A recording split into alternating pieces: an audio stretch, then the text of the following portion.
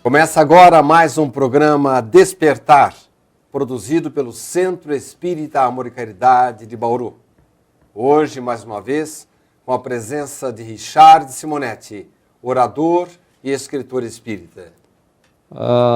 Os nossos cumprimentos aos telespectadores, a satisfação de estarmos aqui conversando com o Sidney uma vez mais, tratando de temas de atualidade à luz da doutrina espírita. Bem, amigos, hoje o tema é obsessão e exorcismo. Podem os espíritos conduzir, atormentar a vida das pessoas vivas? É possível exorcizar esses espíritos? Richard, nós gostaríamos de começar as nossas perguntas relembrando uma das histórias contidas em um dos seus livros, em que você fala que na sua infância você costumava ver um homem que passava em frente à sua casa com um saco nas costas e que você tinha muito medo disso. Eu era menino ainda, meus 4, 5 anos, e havia muito essa tendência de botar medo nas crianças naquela época, né? Uma orientação totalmente equivocada. Então, lá de frente de casa, passava sempre um homem carregando um saco, e ele devia ser uma pessoa muito pobre, a roupa em desalinho, mal vestido, né? Barbas desgrenhadas, e numa situação assim, a gente notava que era uma pessoa muito pobre. Mas ele inspirava um certo temor, porque a sua figura, né, era um homem grande, com aquela barba espessa e as vestes em desalinho, e diziam para mim que aquele homem levava crianças desobedientes. E criança desobedeceu aos pais, ele punha naquele saco lá e levava embora. E eu tinha muito medo do homem, ficava apavorado quando ele aparecia e com muito medo de que ele me levasse eventualmente em face de uma desobediência. Com o passar do tempo fui crescendo e acabei descobrindo que aquele homem, na verdade, era um humilde catador de papéis, né? Não tinha nada de maldade nem de raptar crianças. A partir do momento em que eu tive noção de quem era aquele homem, o medo desapareceu, né? Então eu conto essa história, inclusive, para demonstrar como superstições podem inspirar temores nas pessoas totalmente infundados, né? Com base apenas em informações equivocadas a respeito de determinados acontecimentos ou a respeito de determinadas pessoas. Quer dizer, Richard, que o medo pode nos sujeitar a más influências? Não há dúvida, quando nós temos medo de alguma coisa, ou de alguém, ou de uma situação que estejamos enfrentando, o medo geralmente ele nos perturba, baixa o padrão vibratório, como se costuma dizer, e nós ficamos vulneráveis a influências espirituais, espíritos que se aproximam e que aproveitam desse medo e nos incutem mais medo ainda, exploram esse medo que nós temos em determinada situação, e a partir dali eles podem estabelecer um domínio sobre nós, seria o domínio do espírito desencarnado sobre o encarnado. Dar um exemplo bem simples.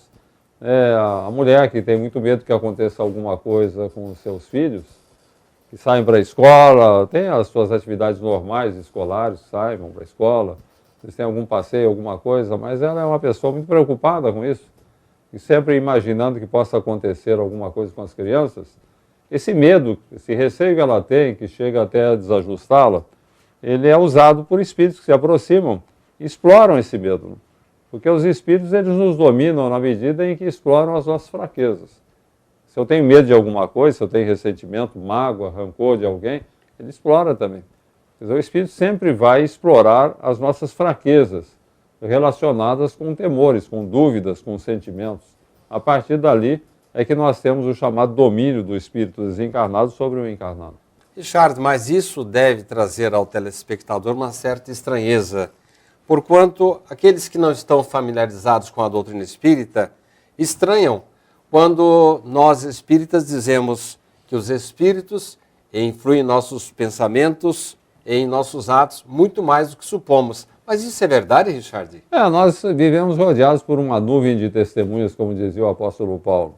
A população desencarnada é muito maior do que a população encarnada. A população global da Terra, segundo informações de Chico Xavier, informações que ele colhia da espiritualidade, seria de perto de 25 bilhões de espíritos em evolução. Nós temos atualmente 7 bilhões de espíritos encarnados na Terra. Consequentemente, 18 bilhões são desencarnados. Esses 18 bilhões, eles se distribuem na atmosfera espiritual em vários níveis, né? Haverá aqueles que estão distantes da Terra, que estão em altos níveis de evolução, e haverá aqueles que são apegados à Terra, né? Que desencarnam e continuam por aqui. E que, de acordo com as suas tendências, a sua maneira de ser, aproximam-se das criaturas humanas, tentando ajudá-las ou prejudicá-las ou explorá-las nas suas fraquezas e fragilidades. Então nós somos realmente rodeados de muitos espíritos, que eventualmente podem até nos perturbar, iniciando aquilo que Kardec chamava de processo obsessivo, né? O domínio do espírito desencarnado sobre o encarnado. No seu livro Quem Tem Medo da Obsessão, você diz que muitos dos nossos desajustes e enfermidades estão estreitamente relacionados com a influência dos espíritos.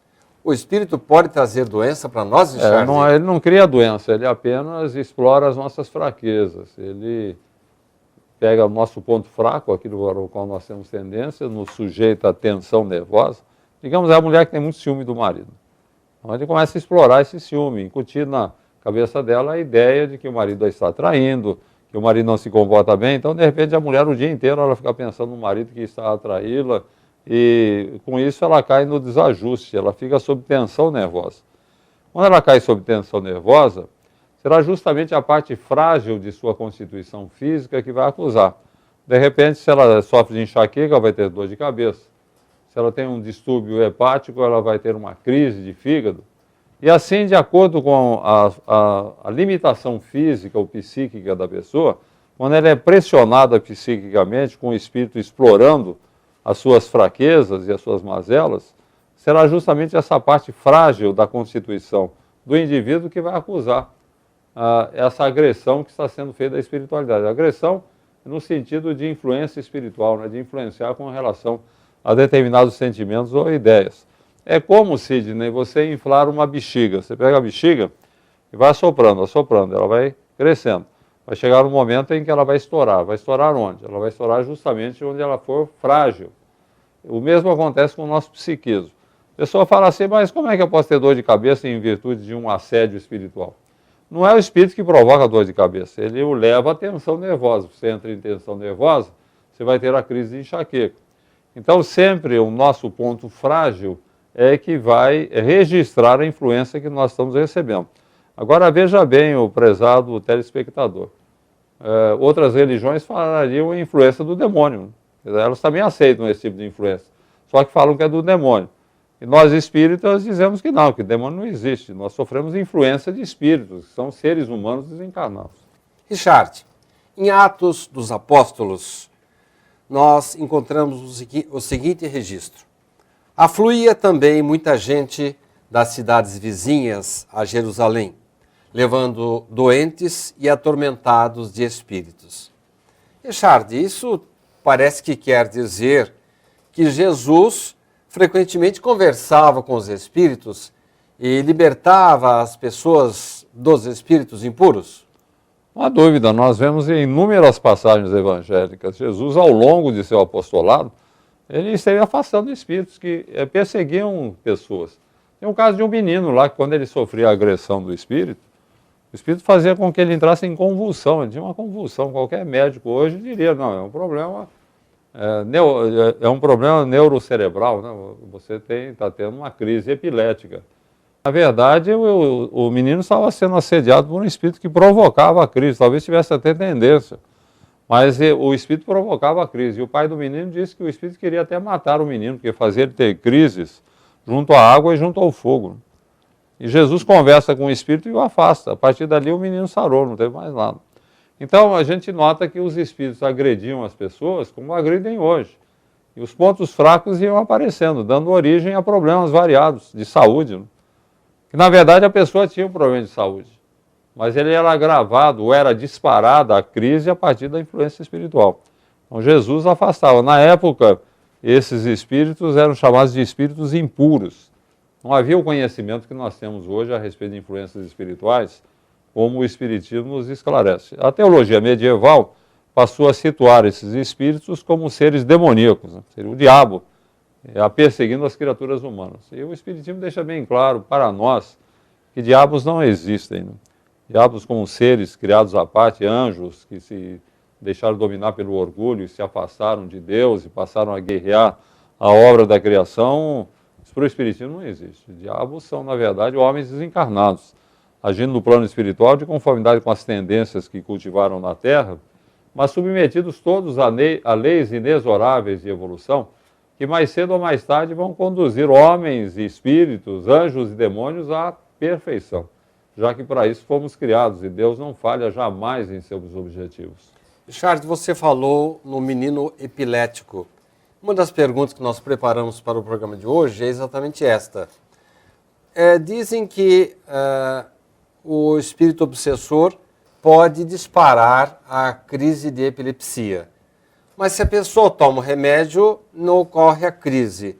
Nesse caso, o remédio afasta o espírito? Não afasta o espírito, apenas bloqueia o sistema nervoso e evitando a crise. O espírito não consegue disparar a crise porque está bloqueado. Veja bem, o espírito não faz a crise, ele provoca. Agora, se você bloqueia através de medicamentos, você pode neutralizar essa influência. Não vai neutralizar a influência, vai neutralizar a consequência da influência, que seria a crise. Vai fortalecer o doente para que Na verdade, a medicação não cura o doente, apenas evita a crise. Né? A medicação posterior, ou dar um tempo, né?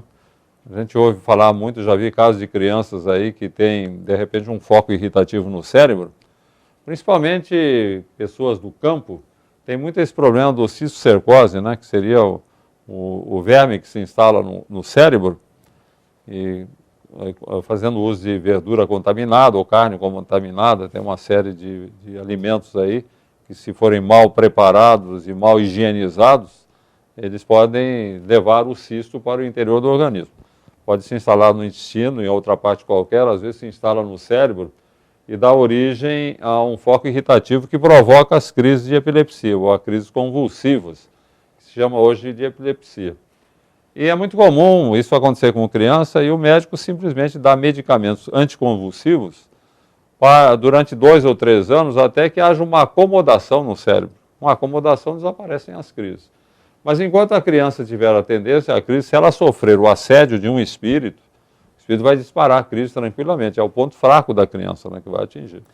Desculpe insistir no assunto, mas no caso aí, toda pessoa que tenha a tendência para convulsão, ela pode sofrer o assédio, sempre sofre o assédio de espírito inferior ou não? Não, de repente é uma criança que tem esse tipo de problema, tem o foco irritativo no cérebro, mas tem uma família bem ajustada, um lar bem ajustado, cultiva uma oração, frequenta um culto religioso, são pessoas voltadas para os aspectos espirituais. Então esse lar vai ter uma proteção muito grande. A criança poderá ter eventualmente crises epiléticas normais numa situação dessa natureza, mas nunca disparadas pela influência espiritual, porque o espírito não terá acesso àquele lar e àquela criança em virtude da proteção que o lar tem, graças à atuação, à maneira de ser da família. Mas se não há essa proteção, uma pessoa que tem a tendência para a convulsão, ela terá essa convulsão disparada pelo espírito? Poderá ser disparada muitas vezes, com frequência. Né? Se não tem, se o espírito pode se aproximar e tem acesso àquela que seria a sua vítima, ele vai disparar tranquilamente o processo.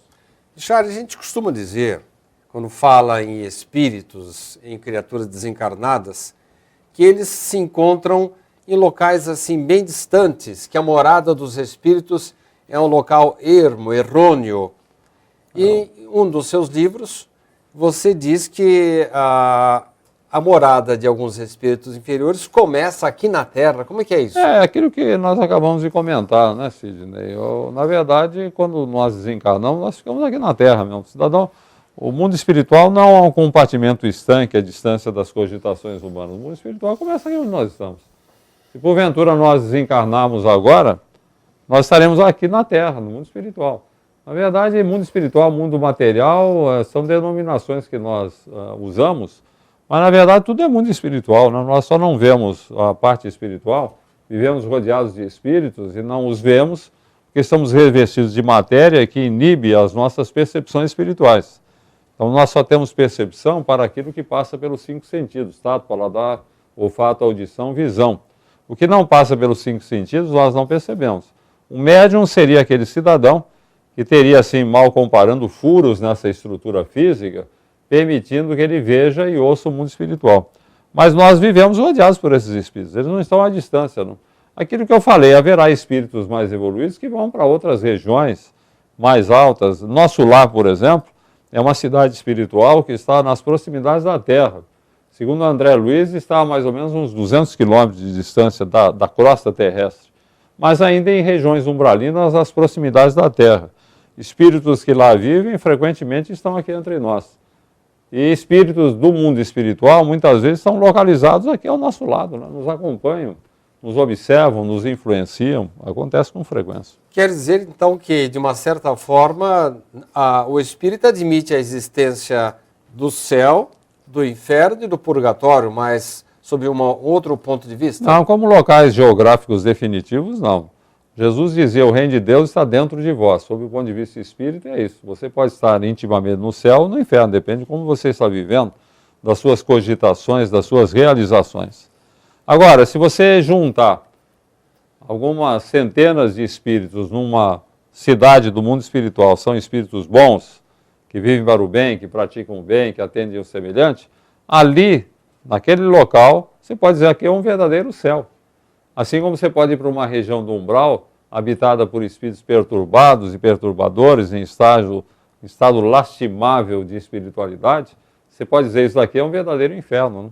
Então, o grupo de espíritos, transitoriamente, ele pode transformar o local onde se encontram ou em céu ou inferno, depende do comportamento. Agora, como realização interior, é uma realização que depende de cada um. Eu posso ter o céu ou o inferno dentro de mim mesmo. Eu posso estar numa região habitada por espíritos impuros e eu me sentir bem, feliz, porque dentro de mim eu tenho o céu que eu edifiquei pela prática do bem, pela minha adequação àquilo que Deus espera de nós.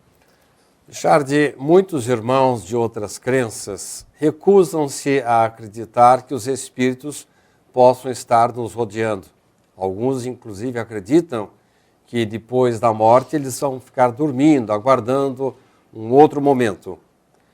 Mas Paulo, o apóstolo, na Epístola aos Hebreus, disse claramente que nós somos rodeados por uma nuvem de testemunhas. Como é que você pode esclarecer isso para nós? Por que as pessoas não acreditam, então, nos espíritos? O problema é que concepções teológicas que vêm desde culturas mais antigas sempre tenderam a ver na figura dos espíritos que influenciam as criaturas humanas seres demoníacos, né, rebelados contra Deus, que querem nos levar à perdição eterna. E daí a pessoa ter a ideia, aceitar a ideia de que nós somos rodeados por anjos e demônios, os anjos nos induzindo ao bem, os demônios nos instigando ao mal. E, na verdade, o Espiritismo nos fala que anjos e demônios são homens desencarnados, né? Não há seres à parte na criação. Deus não criou seres à parte, os anjos para proteger os homens, e alguns se desviaram, se transformaram em demônios. Não, seria uma coisa totalmente injusta da parte de Deus já fazer espíritos aí mais ou menos puros e perfeitos, como seriam os anjos. Por quê? Deus faz isso, por que nós temos que dar um duro danado para ter uma situação melhor? E Deus criou entidades angelicais. Então, a entidade angelical é um irmão nosso, é um espírito que já labutou muito, já trabalhou muito, já viveu muito, já evoluiu, atingiu esse estágio, que todos nós atingiremos um dia, né? Todos nós seremos anjos um dia. Dependendo do nosso esforço, do nosso empenho, demoraremos mais ou menos para chegar lá, mais ou menos tempo. Depende do que nós estejamos fazendo. Bem, Richard, nós estamos chegando ao final de mais um bloco. Daqui a pouco estaremos de volta para a continuidade do nosso programa.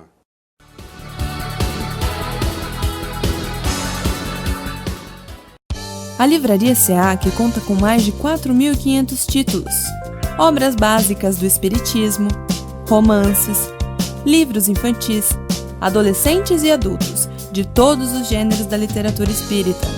E mais, a Livraria SEAC oferece o Clube do Livro, onde o sócio paga uma pequena mensalidade e retira uma obra diferente a cada mês. Aqui você também encontra agendas, DVDs, CDs de músicas instrumentais, CDs de palestras, audiolivros e livros de bolso com mensagens diárias.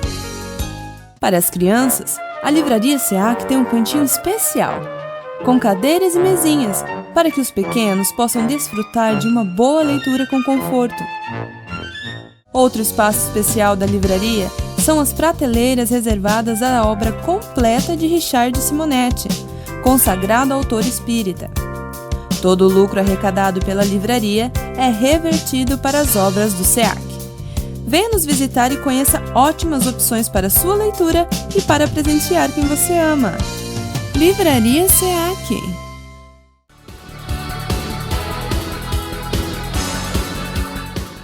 Estamos de volta para a continuidade do nosso programa de hoje, com a presença de Richard Simonetti, que está respondendo perguntas sobre obsessão, sobre exorcismo. Richard, nós falamos aqui hoje sobre a existência de espíritos que nada mais são do que homens desencarnados. Mas a impressão que se tem, e a crença popular, é de que existem anjos e demônios disputando a nossa alma. De uma certa forma, você concorda com isso, mas sob outro aspecto.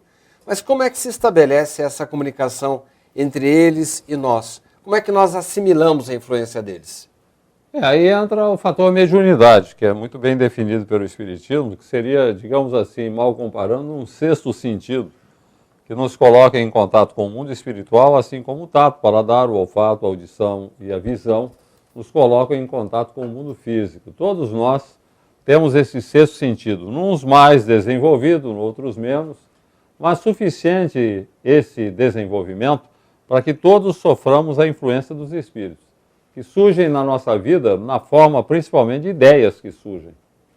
De repente você tem uma ideia, uma série de ideias, uma série de pensamentos que vão se desenvolvendo, independente até de você fazer esforço de raciocínio para isso. Se você prestar atenção, você vai ver que são ideias que vêm de fora, são sugeridas por espíritos, tanto para o bem quanto para o mal. Se for um espírito, um mentor espiritual, por exemplo, um protetor nosso que queira nos ajudar, pelos condutos da mediunidade ele pode nos intuir. A intuição, na maior parte das vezes, ela não vem de dentro de nós mesmos, ela vem de fora, de influência de espíritos que se aproximam.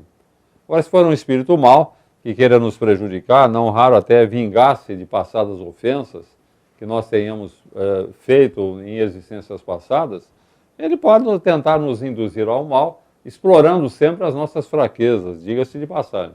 Ele sempre vai explorar as nossas tendências inferiores, procurando nos precipitar no desajuste, no comportamento irregular. Mas o tempo todo nós temos esse tipo de influência. É só prestar um pouco de atenção nos nossos sentimentos, sensações, pensamentos, e vamos perceber que muitas vezes eles são provocados por espíritos que se aproximam. O cidadão de repente está muito bem, de repente ele se sente mal. Nossa, eu estava tão bem até agora estou pessimista, estou péssimo, não sei, me sinto mal, estou com tremores. É a influência de espíritos que se aproximam às vezes e que imprime na pessoa algo das suas perplexidades, das suas tendências, da sua maneira de ser. E, de repente, o cidadão começa a se sentir mal de uma hora para outra, sem saber explicar por quê. É o chamado encosto da sabedoria popular, né, Sidney? O cidadão fala, está com encosto. Richard, costuma-se dizer que com uma sessão boa de descarrego, consegue-se afastar a má influência. E os irmãos evangélicos chamam que é o diabo, o Satanás, que está atormentando.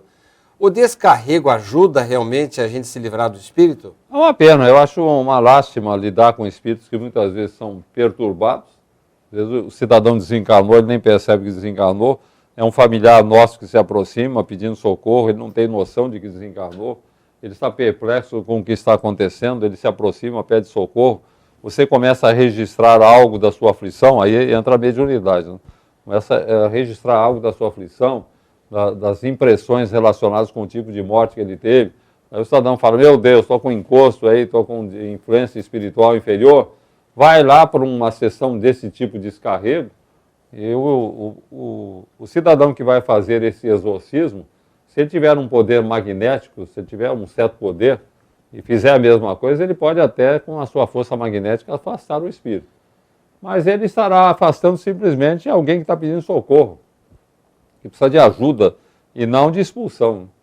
Então o que vai acontecer? Ele pode ser afastado, mas de repente o cidadão que está sendo vitimado por essa influência, ele não desenvolveu a capacidade de manter um certo equilíbrio, um padrão vibratório mais elevado que o isente desse tipo de influência, afastou um espírito, vem outro. Se afasta o outro, vem outro. Não adianta você espantar moscas quando a pessoa tem uma sensibilidade, até uma ferida. Você tem que fechar a ferida. Então nós temos que fechar o nosso psiquismo a essas influências espirituais inferiores. Fechar como? Pelo conhecimento espírita, conhecimento evangélico, comportamento mais equilibrado, superar as nossas tendências inferiores, seria por aí. Quando eu ajudo o próximo, quando eu auxilio, visito um doente, quando eu faço orações em favor de pessoas, isso de uma certa forma me traz proteção contra essas aproximações? Claro, melhora o padrão vibratório. Tudo, Sidney, gira em torno de padrão vibratório. Então, você está com o seu padrão vibratório. Eu digo padrão vibratório é a nossa aura, né? A composição de nossa aura, pelo que nós pensamos e fazemos e sentimos. Seu padrão vibratório está aqui, está baixo, né? Cogitações inferiores, vícios, uma série de problemas de comportamento e de pensamento. Vem o espírito te apanha aqui, você está no padrão vibratório dele. Daí o que acontece? Vai no centro espírita, faz tratamento espiritual, afasta esse espírito. Daí vem outro, está na sua faixa vibratória. Vem outro. E se afastar aquele outro, vem outro. Então o que o Espiritismo nos ensina? A você elevar o padrão vibratório, daí nenhum espírito inferior te pega. Você eleva, e como é que você eleva o padrão vibratório? Praticando o bem, corrigindo seus impulsos inferiores, aprendendo a disciplinar as suas emoções, vendo sempre o lado bom das pessoas, das coisas, enfim, um comportamento cristão. Quer se livrar de influências espirituais inferiores? Pratique todo o bem a seu alcance, tenha um comportamento evangelizado. Irmãos que frequentam igrejas evangélicas, levam a sério, cantam, participam na igreja, ou mesmo irmãos de igrejas católicas que fazem a confissão, tomam a hóstia, cantam, trabalham, eles são protegidos também ou só no centro espírita que nós espantamos os espíritos? Não, ninguém é protegido, nós nos protegemos. Você não pode até não ter religião. Se ele tem um comportamento equilibrado, um caráter nobre, uma pessoa de bons princípios, caridosa, pratica o bem, independente dele frequentar a religião, ele tem um padrão vibratório elevado. Tendo um padrão vibratório elevado, ele se livra de influências espirituais inferiores. Nós sabemos perfeitamente, o telespectador deve saber disso também, que Deus não está interessado em saber qual é a nossa religião. Não está interessado nem mesmo em que acreditemos na sua existência. O que Ele quer é que nós nos comportemos como seus filhos. Temos um comportamento equilibrado. Jesus nos trouxe esse roteiro. Seja qual for a nossa denominação religiosa, temos no Evangelho o roteiro perfeito para um comportamento equilibrado, para uma vida decente, digna, voltada para os valores do bem, da verdade. E com isso, padrão vibratório se eleva. Elevou o padrão vibratório, e o espírito lhe apanha. Então essa é uma ideia que nós devemos guardar sempre em nossa intimidade, no nosso íntimo. Eu tenho que curar as feridas da minha alma para não atrair moscas, que seria a influência espiritual inferior. Procurando fazer isso, praticando o bem o tempo todo, respeitando o próximo, contendo os meus impulsos inferiores, fazendo a decantada reforma íntima, beleza, nenhum espírito inferior vai nos apanhar. Padrão vibratório mais elevado, ele não apanha. Muito obrigado, Richard, pela sua presença e nós retornaremos no nosso próximo programa com a continuidade desse tema, obsessão, que nos traz tantas informações importantes sobre esse assunto. Obsessão e exorcismo. Até uma próxima oportunidade.